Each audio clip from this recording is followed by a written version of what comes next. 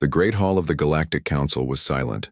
500 beings from across the stars sat in curved rows that rose high toward the ceiling. Light from 3 suns poured through crystal windows, casting rainbow patterns across the polished stone floor. Elder Jinha stood slowly.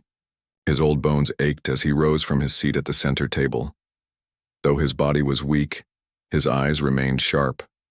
Those eyes had seen 300 years of galactic history. They had watched empires rise and fall. They had seen peace and war come and go like seasons. "I thank the council for hearing me today," Jinha said. His voice was quiet but carried to every corner of the hall. "I come with a warning about a species many of you have ignored." Several council members shifted in their seats. Others tapped notes into their data screens. Few paid full attention. Jinha was known for his long speeches about minor matters. "I speak of humans," Jinha continued. "The bipeds from the 3rd planet of the yellow star in the Orion Arm." Now a few more heads turned. Humans were newcomers to space. They had only achieved faster-than-light travel 50 years ago. Their ships were crude. Their weapons were simple. Their planets numbered only 3. "Humans represent the greatest change our galaxy will face in the next 1,000 years, Jinha said. A laugh broke out from the upper seats, then another. Soon, a wave of chuckles spread through the hall. Jinha waited for the noise to die down.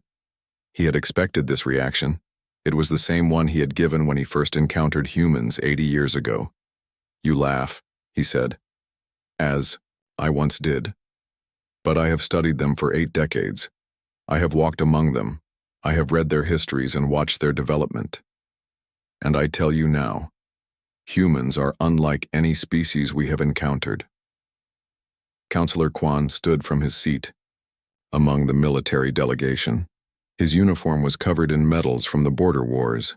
His face showed the scars of many battles. "Elder Jinha," Quan said, his voice booming across the hall. "With all respect to your years of service, this seems like wasted concern.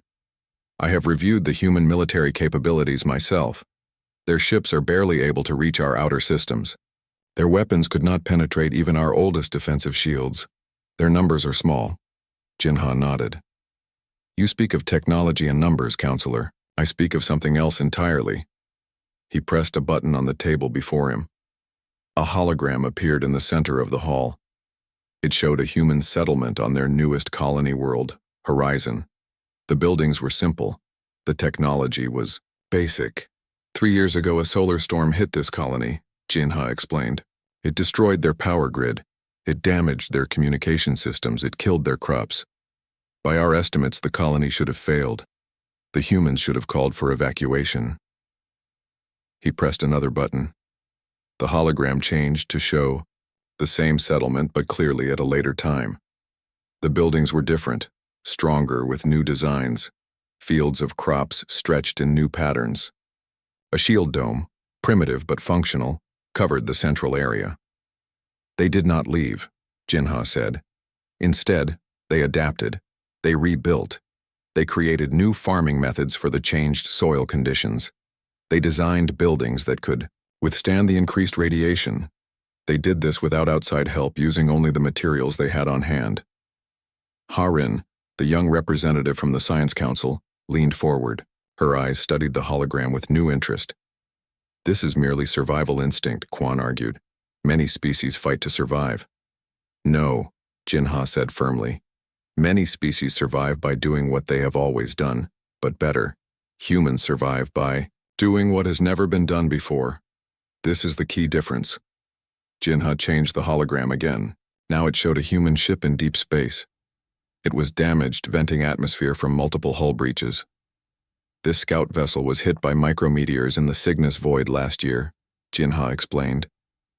"The damage was fatal. By all logic, the crew should have died." The hologram zoomed in to show the interior of the ship. 3 humans in spacesuits were sealing breaches with what appeared to be parts taken from interior walls and systems. "They dismantled non-essential systems," Jinha continued. "They sacrificed comfort for survival. They rewrote their operating systems to function with half the normal power. And they made it home." Harin stood now. "Elder, while impressive, These examples show desperation, not advancement. Many species can be creative when facing death. Jinha smiled at her. A fair point, Representative Harin. But consider this. After returning home, these humans immediately shared their solutions. Within 6 months, all human ships had been modified based on what they learned. They did not treat survival as an exception. They treated it as a lesson. He changed the hologram one final time. Now it showed a timeline of human technological development. In the 50 years since humans achieved faster-than-light travel, they have advanced their technology at a rate 3 times faster than any other known species. They do not advance in a straight line. They advance in bursts, often after failures or disasters. Jinha pointed to specific points on the timeline. Here they lost a colony to atmospheric poisoning. Within 2 years, they had developed environmental systems that we are still trying to understand. Here they encountered the drift pirates. After losing 2 ships, they redesigned their weapon systems and defeated a force that had raided our borders for centuries. The council chamber had grown quiet now.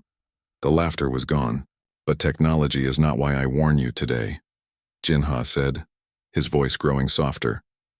I warn you because of what drives this advancement. Humans do not accept limitations. Where we see boundaries, they see challenges.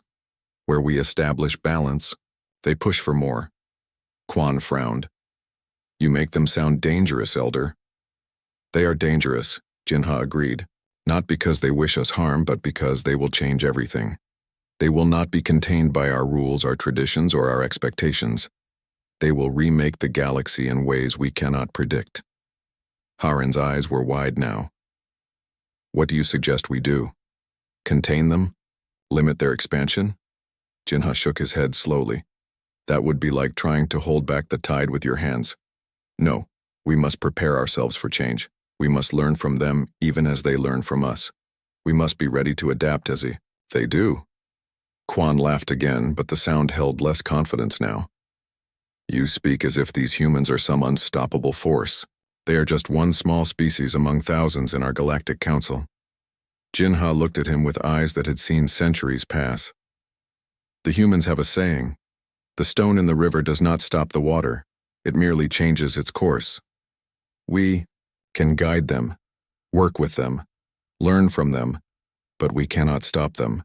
The elder's words hung in the air. Some council members nodded thoughtfully. Others whispered to their neighbors. Many still looked doubtful. I have said my piece, Jinha concluded. You may laugh today, but remember my warning in the years to come. The humans are coming, and nothing in our galaxy will remain unchanged.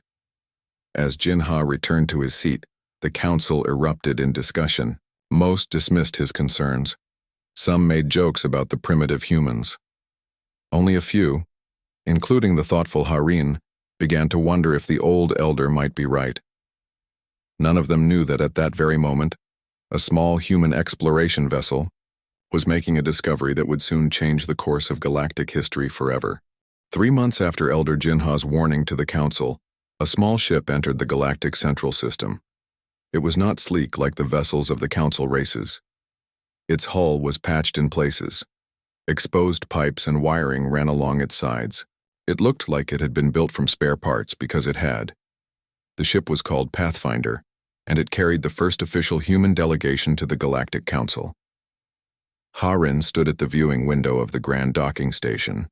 As the Science Council's youngest representative, she had volunteered to be part of the welcoming committee. Most senior officials had found excuses to be elsewhere. Few wanted to waste time greeting primitives from a backwater world. Ugly ship, said a voice beside her. Counselor Quan had also come to witness the arrival. His military uniform was perfect as always, medals gleaming under the station lights. But it works, Harin replied. That's what matters to them, I think. Quan made a sound that was half laugh, half snort. Elder Jinha has filled your head with nonsense. They are simply underdeveloped. In 1,000 years, perhaps they will build proper ships. Harin said nothing. She watched as the human vessel docked with surprising skill. Its movements were precise despite its appearance.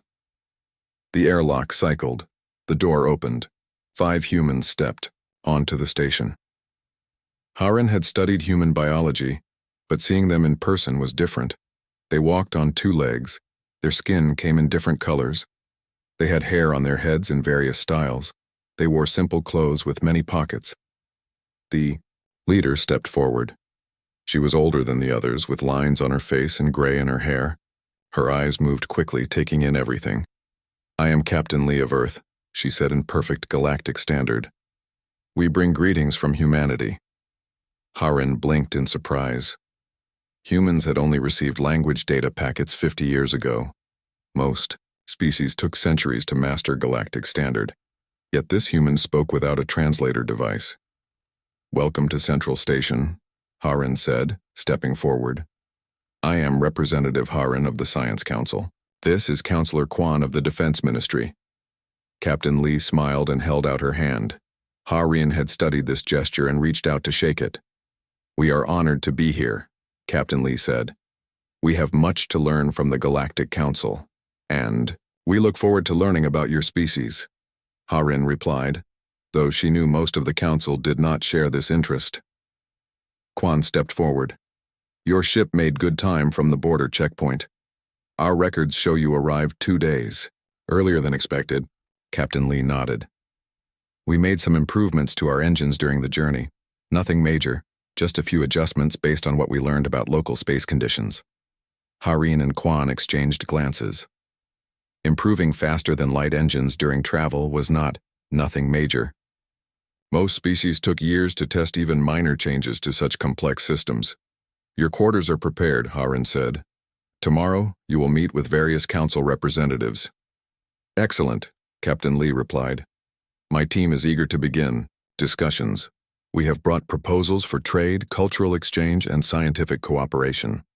As they walked through the station, Harin noticed how the humans moved. They seemed comfortable despite the artificial gravity being set to galactic standard, slightly stronger than Earth's pull. Most new species struggled with this difference. "Have you adjusted your internal systems to our gravity?" Harin asked. One of the younger humans, a man with dark skin and bright eyes, laughed. "No, we just exercise a lot. Captain makes us train in variable gravity chambers back home." "Preparation is key," Captain Lee explained. "We didn't know what conditions we might face, so we prepared for all possibilities." Quan frowned. "You prepared for meeting us by training in harsh conditions?"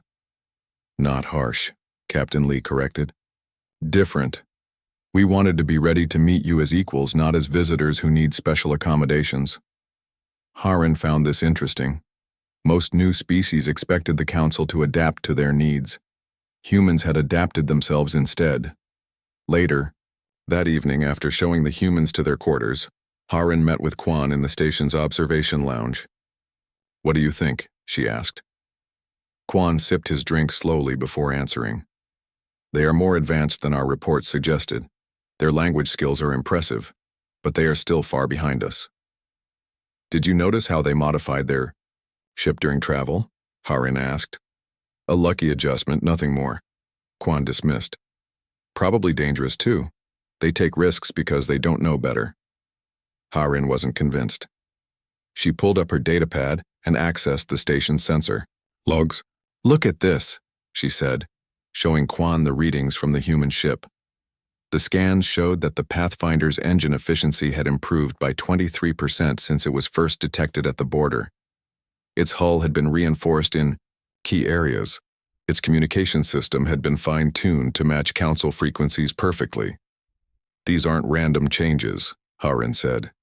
"They studied our technology from a distance and adapted their systems to work better with ours." Quan's frown deepened. "That would require exceptional observation skills and engineering flexibility." "Exactly what Elder Jinha warned us about," Harin said quietly. The next day, the humans met with various council committees. Harin attended several of these meetings. Each time she was struck by how quickly the humans grasped complex concepts. They asked intelligent questions.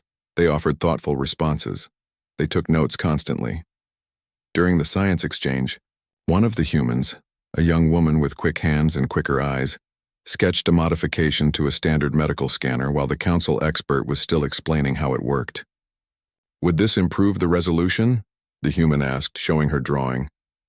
The council expert, a being with 6 eyes and decades of experience, studied the sketch with surprise. Yes, it would, but it would also increase power consumption by not. If you reconfigure the power distribution like this, the human said, adding to her sketch.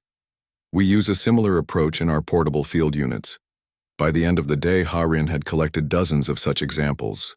The humans weren't just learning, they were improving, adapting, and innovating in real time. She found Captain Lee alone in the diplomatic garden that evening. The human was studying the alien plants with obvious fascination. Your team has impressed many today, Harin said. Captain Lee smiled. We're just eager to learn. This is all so new to us. Yet you seem to understand things very quickly, Harin observed. Some of these systems took our species generations to develop. We stand on the shoulders of giants, Captain Lee said. That's a human saying. It means we learn from those who came before us. You've had space travel for thousands of years. We've had it for less than a century. Of course we'll learn quickly, we have excellent teachers. Harin considered this. Most species guard their knowledge. They advance slowly, carefully. Humans seem to leap forward. Captain Lee's eyes grew serious. On Earth we had to. Our history is full of challenges. Wars, diseases, natural disasters. Those who couldn't adapt quickly didn't survive. Elder Jinha says this makes humans unique, Harin said. Jinha? Captain Lee looked interested. I'd like to meet this elder, he sounds wise. Many on the council think he worries too much, Harin admitted. They laughed at his warnings about humans. Captain Lee's smile returned, but it was different. Now knowing, almost sad. People often laugh at what they don't understand. Until they do understand, then they wonder how they missed it. That night, Harin couldn't sleep. She kept thinking about the humans, about their patchwork ship that somehow outperformed expectations, about their quick minds and quicker hands. She sent a message to Elder Jinha. I've met the humans. We need to talk. His reply came immediately. They are already changing us, aren't they? Harin looked out her window at the stars. Somewhere out there, Earth was just a tiny point of light. But its influence was already spreading, like ripples. In Stillwater, the council had laughed. But Harin wasn't laughing anymore. 1 year after the humans joined the Galactic Council, the alarm sounded across all systems. The hive had returned. The hive was not a single species but a collective of insect-like beings that shared one mind. They did not build or trade. They consumed. For centuries they had stayed beyond the outer rim, but now they had crossed the border with a fleet larger than any seen before. The Grand Council chamber was in chaos. Representatives shouted over each other. Some demanded immediate military action. Others called for evacuation of border worlds. A few simply wept. Harin, now a senior representative after her successful work with the human delegation, stood at the central display. The map showed the hive's advance in red. 3 systems had already gone dark. 5 more were directly in the hive's path. We must deploy the combined fleet, Councillor Quan declared. As Supreme Commander of Defense, his voice carried weight. All available ships must move to protect the core systems. What about the outer colonies? Asked a representative from the agricultural worlds. There are billions of people in those systems. Quan's face was grim. We cannot defend everything. We must protect our centers of power and population. Harin studied the map. Among the systems in the hive's path were 2 human colonies, New Terra and Horizon. Both were small, with less than 1 million people each. By council standards, they were expendable. What about evacuation ships, she asked. All large transport vessels are being redirected to the major worlds, Quan replied. There aren't enough for every small colony. The human representative, Captain Lee, had been silent until now. She stood, her face calm despite the crisis. The Mairia human colonies will defend themselves, she said simply. Several council members looked at her with pity. Others didn't bother to hide their dismissal. "Captain Lee," Quan said, his voice softening slightly, "I understand your concern, but you must be realistic. Your colonies have minimal defenses. The hive will overwhelm them in hours."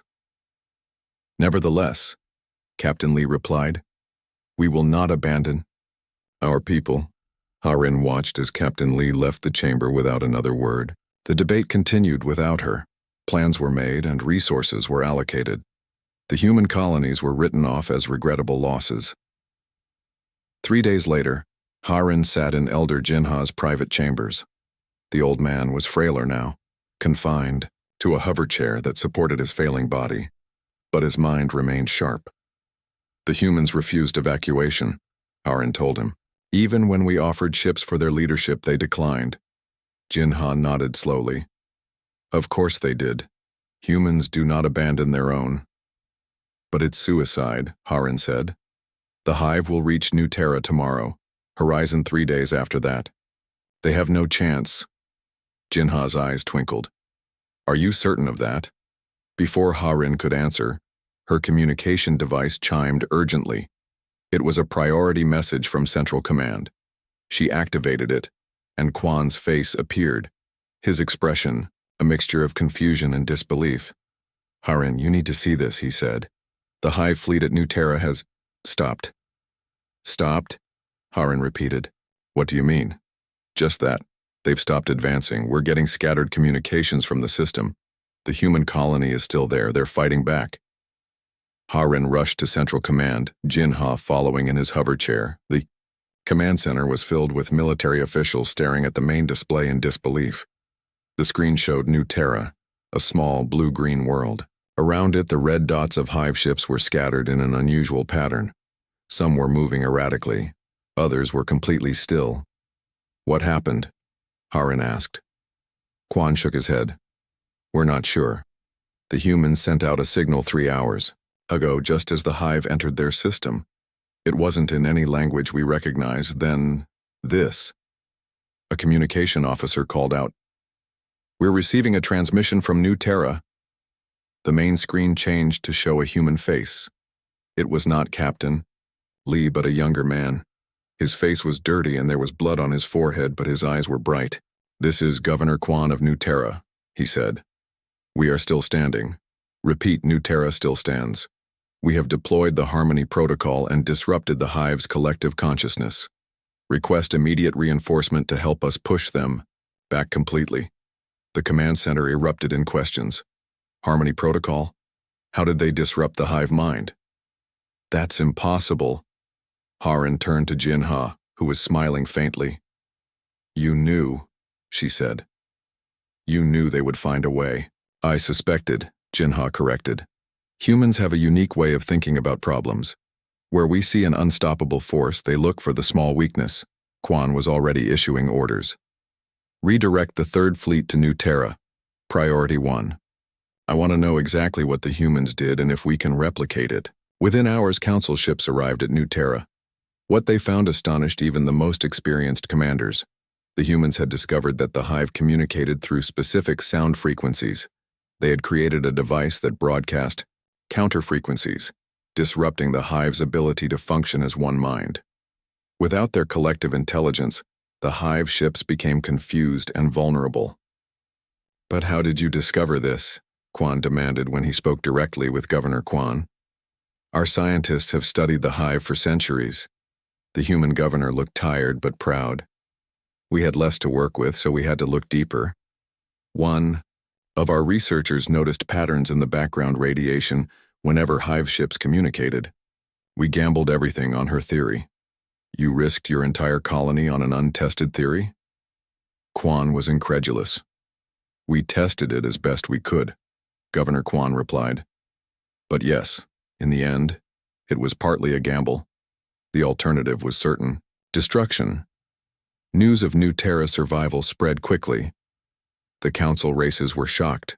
Some were skeptical. Others were suddenly very interested in human research methods.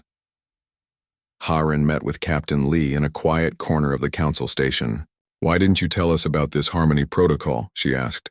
Captain Lee sipped her drink calmly. It was developed after I left Earth. I learned about it at the same time you did. But you weren't surprised, Harin observed.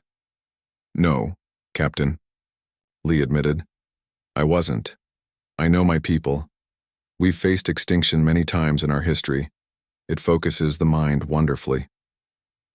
3 days later, the hive reached Horizon, the second human colony. The council watched, expecting the humans to use the same defense. They didn't. Instead of disrupting the hive's communication, the colonists on Horizon had created a different solution. They broadcast signals that mimicked the hive's own commands, but with subtle changes. They turned the hive ships against each other. They adapted, Jinha said as he and Harin watched the reports come in.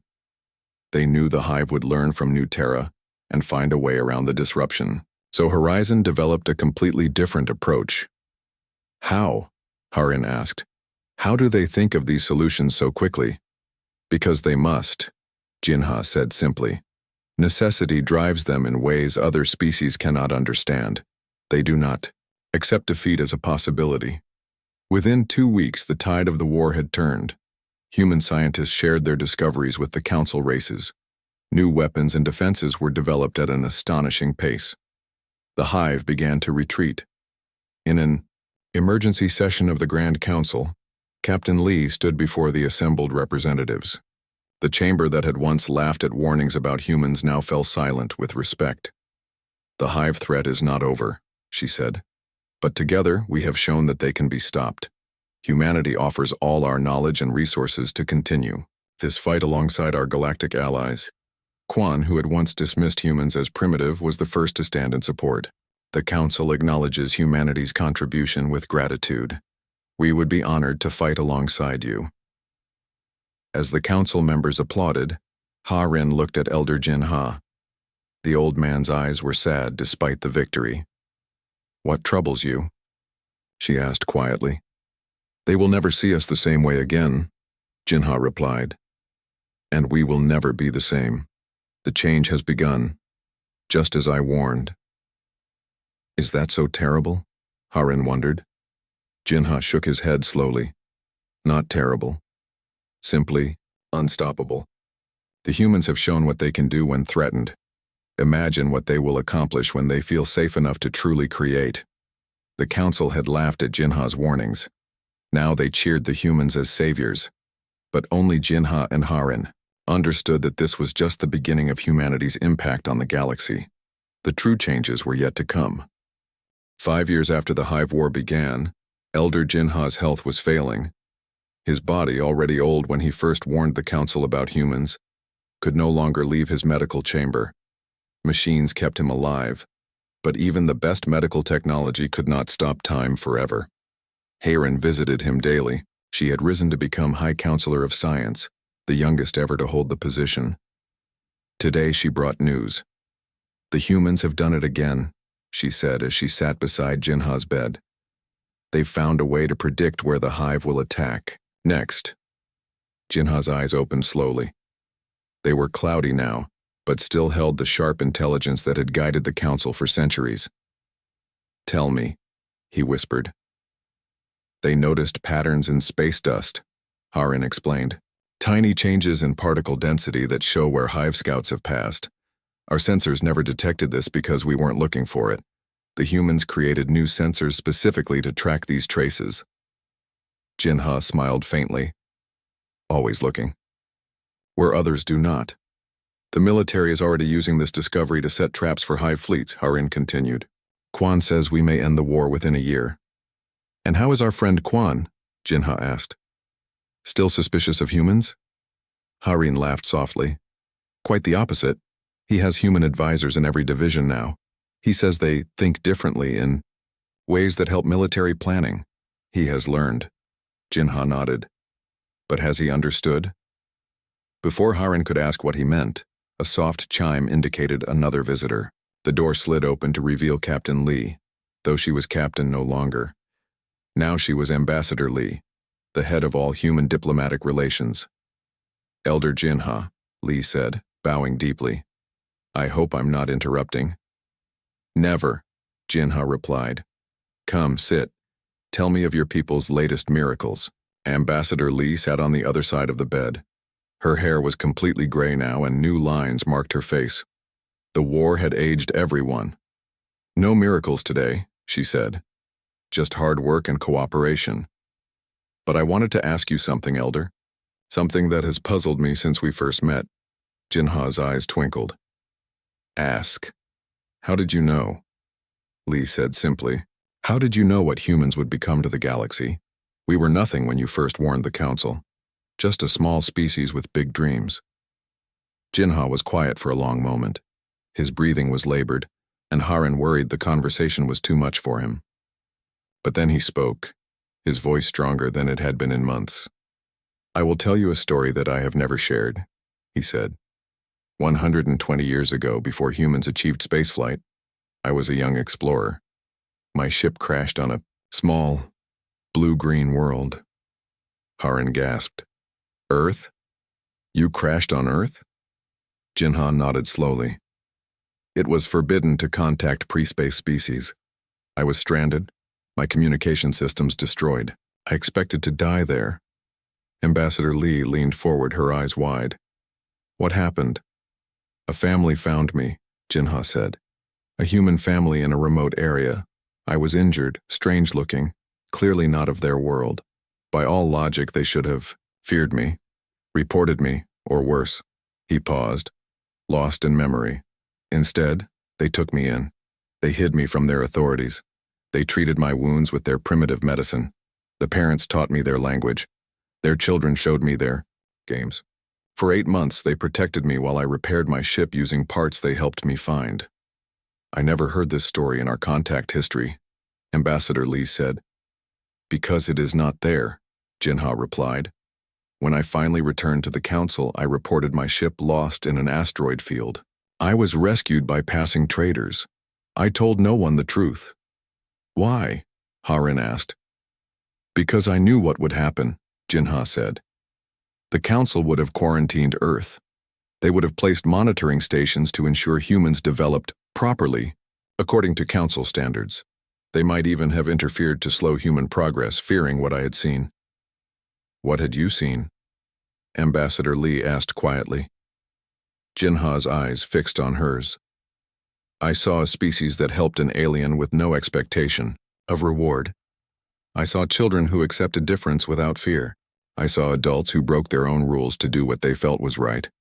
But most importantly, I saw how quickly they learned from me, even when I tried to share nothing. He took a labored breath before continuing. The family's youngest child, a girl of perhaps 6 years, watched me repair my ship. After seeing me work just once, she handed me tools before I asked for them. After 3 days, she suggested a better way to connect 2 components. After 2 weeks, she was helping me redesign systems she could not possibly understand. Ambassador Lee smiled. Children are naturally curious. Not like this, Jinha insisted. Not with this speed of understanding. Not with this hunger to improve. By the time I left Earth, that child had notebooks full of drawings based on my technology. Crude, childish drawings, yes, but recognizable, workable. She had grasped principles it took my species generations to develop. Haran understood now. You weren't just warning the Council about human technology. You were warning them about the human mind. Yes, Jinha said.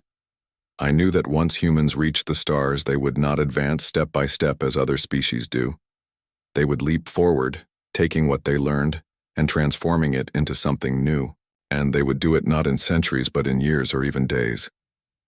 Ambassador Lee was quiet for a long time. The family that helped you, she finally said. Do you remember their name? Jinha's eyes closed. Lee, he whispered. Their name was Lee? Ambassador Lee's hand trembled as she reached into her pocket. She pulled out an old, worn notebook. The pages were yellow with age, the binding falling apart. She opened it carefully to reveal childish drawings of spacecraft parts, alien writing, and engine designs. My grandmother kept this her whole life, Ambassador Lee said. She told stories about the star visitor who stayed with her family when she was a child. Everyone thought they were just stories. Jinha's eyes filled with tears. "Mina," he whispered. Little Mina with the quick eyes and quicker mind. "She became a scientist," Ambassador Lee said. "She helped design Earth's first faster-than-light engine. She always said she was just remembering something she'd seen before." Harin looked between them, amazed at how the galaxy's paths connected in unexpected ways. Jinha reached out with a trembling hand and touched the notebook. "And now her granddaughter leads humanity among the stars. Because of you," Ambassador Lee said. "You showed us what was possible." Jinha shook his head weakly. "No, I merely provided a spark. The fire was always within humanity. That is what I tried to tell the Council.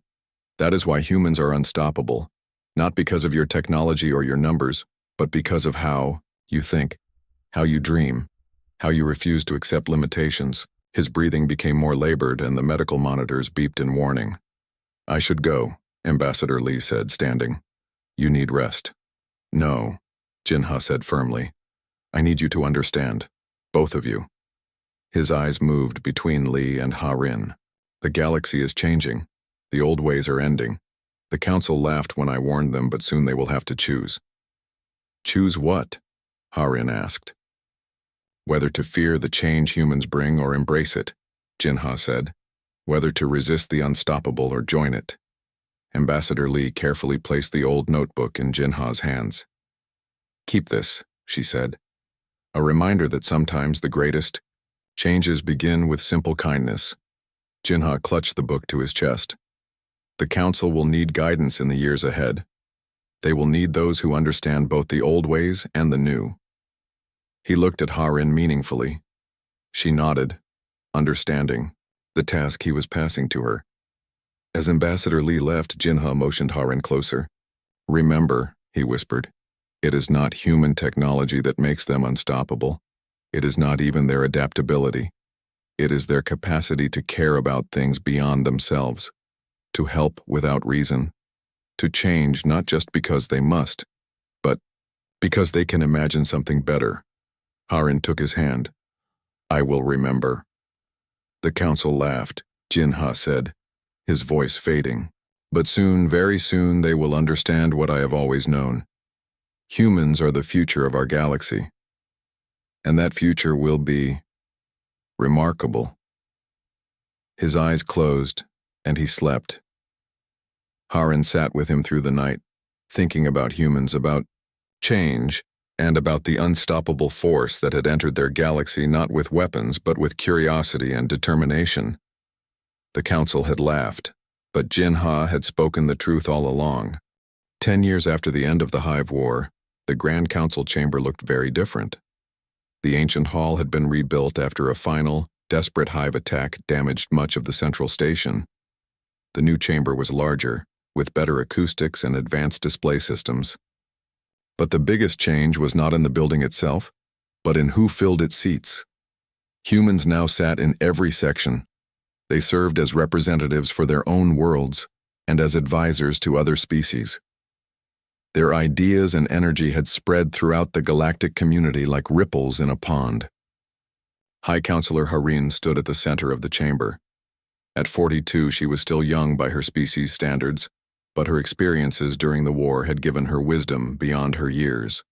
Today, she would lead the most important council session in generations. "Representatives of the Galactic Council," she began, her voice carrying easily through the hall. 10 years ago, we faced extinction. The Hive threatened to consume all our worlds. We survived because we learned to work together in new ways. Heads nodded throughout the chamber. No one could forget those dark days. Today, we take the next step in our shared journey. Harin continued. Today, we vote on the Galactic Advancement Initiative. The initiative was the most ambitious project in Council history. It would combine resources from all member species to solve the greatest challenges facing the galaxy: energy shortages, resource depletion, and the lingering threat of Hive remnants in the outer systems. What made the initiative unique was its approach. Rather than the careful, centuries-long planning that the Council traditionally preferred, it adopted what many now called the human method: rapid innovation, flexible goals, and open sharing of all discoveries. Not everyone supported this approach. "High Counselor," called a voice from the traditional bloc, "we respect the contributions humans have made to our defense, but this initiative moves too quickly. Some species cannot adapt at human speeds. We risk leaving many behind." The speaker was Counselor Tarn, leader of the Ancient Worlds Coalition. His species measured time in millennia, not years. To him, a decade was barely a moment. Harin nodded respectfully. "Your concern is valid, Counselor Tarn. That is why the initiative includes the cultural preservation protocols. Each species will advance at its own pace with support from the wider community." From his seat in the military section, Supreme Commander Quan stood. His once dark hair was now white and battle scars marked his face. But his voice remained strong. "I once shared Counselor Tarn's concerns," he admitted. "I believed rapid change threatened our stability. The war taught me otherwise. When the Hive attacked Centauri Prime, my homeworld, it was human engineers who redesigned our defenses in days, not years. They saved millions of lives by refusing to accept that improvement takes time." Harin smiled at her old friend. Quan had come a long way from the officer who once dismissed humans as primitive. "The initiative is not about becoming human," Harin clarified. "It is about learning from each other's strengths. Humans learn quickly, yes, but they have much to learn from our patience, our history, our different perspectives." Ambassador Lee rose from her seat in the human section. At 75, she was one of the oldest humans in the chamber, respected by all species for her wisdom and calm leadership during the war. "When humans first joined the Council," she said, "we were in awe of your achievements. You had built a civilization spanning thousands of worlds while we were still learning to leave our own planet. We still have much to learn from you." She paused, looking around the chamber. "But we also bring something valuable, a different way of seeing problems. Humans ask, 'Why not?' when told something is impossible. It is not always the right question, but sometimes it is exactly the question that needs asking." The debate continued for hours. Species that measured time in millennia argued with those who lived only decades. Practical concerns about resources mixed with philosophical questions about the proper pace of progress. Through it all, Harin listened. This was the Council at its best. Not perfect agreement, but honest exchange of ideas. Finally, it was time to vote. The display in the center of the chamber showed the results in real time. Green lights for approval, red for rejection. The result was not unanimous, but it was clear. The initiative would proceed. After the session ended, Harin walked through the memorial garden that had been planted after the war. At its center stood a simple stone monument with names of all species who had fought against the Hive. In front of this monument was a bench where a familiar figure sat. "Ambassador Lee," Harin said, joining her. "A historic day." Lee smiled. Elder Jinha would have been pleased. "Yes," Harin agreed. Jinha had passed away peacefully 5 years earlier. His final words had been about the future he would not live to see. He understood before any of us.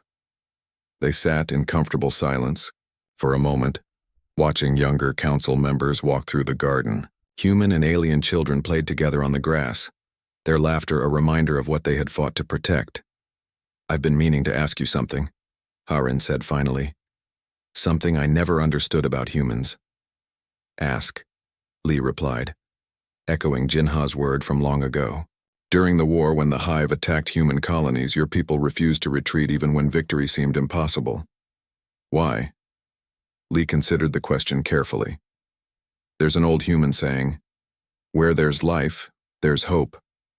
As long as we're alive, we believe we can find a solution." "But that defies logic," Harin pressed. "Sometimes retreat is the rational choice." "Humans aren't always rational," Lee admitted with a small laugh. "But we've learned that what seems impossible today may be possible tomorrow if we keep trying. Our history is full of impossible achievements that became reality, because someone refused to give up. Haran thought about this. Jinha once told me that humans don't just adapt to survive. You adapt to thrive. You don't accept limitations. Not all limitations, Lee corrected. We still age. We still die. We still make mistakes. But we try to push the boundaries where we can. A young human woman approached them, wearing the uniform of the Joint Science Division. Haran recognized her as Dr. Ioe Kwan, the granddaughter of Supreme Commander Kwan and one of the most brilliant researchers in the galaxy. Ambassador High Counselor, Dr. Kwan said, bowing respectfully. I'm sorry to interrupt, but the initial tests of the new drive system are complete.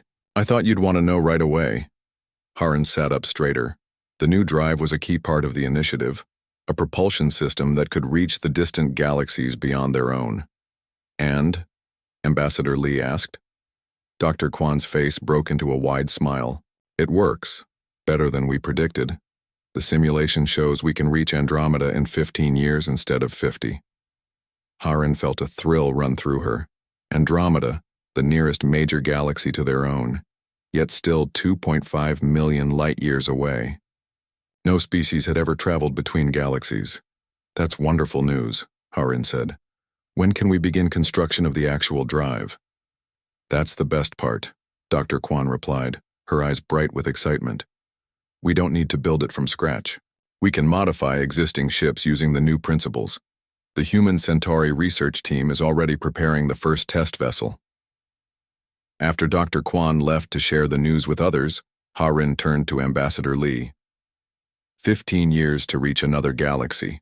Even 10 years ago, we thought it would take centuries. Progress builds on itself, Lee said. Each discovery makes the next one possible. Haran looked up at the stars becoming visible as the station's day cycle ended. What do you think we'll find out there? I don't know, Lee admitted. New challenges, certainly. New dangers, probably. But also new friends, new knowledge, new possibilities. And humans will be at the front of the exploration, Haran said. It wasn't a question. Lee nodded. Along with any who wish to join us. The galaxy is too big for any one species to explore alone. As night fell completely, the memorial garden lit up with soft lights. More people entered, humans and aliens together, veterans of the war and children born after it ended. They came to remember the past and to celebrate the future. Haran thought of Elder Jinha and his warning from long ago. The council had laughed then, unable to believe that a small, newly spacefaring species could change everything. They weren't laughing now. Humans had proven unstoppable, not through conquest or domination, but through their relentless drive to improve, to explore, to solve problems others thought unsolvable. They had changed the galaxy not by force but by example, and the greatest changes were yet to come. As Haran and Ambassador Lee joined the gathering, a child, half human, half Centauri, ran up to them with a model spaceship. Is it true? The child asked, eyes wide with wonder. Are we really going to another galaxy? Ambassador Lee knelt down to the child's level. Yes, she said, and someday, you might be on that ship. The child's face lit up with joy and possibility, the same expression that had driven humans to reach for the stars in the first place. Haran smiled. This was humanity's greatest gift to the galaxy, not technology or weapons or even courage, but something far more powerful. Hope. The elders had spoken the truth. Humans were unstoppable. And now, the entire galaxy was unstoppable with them.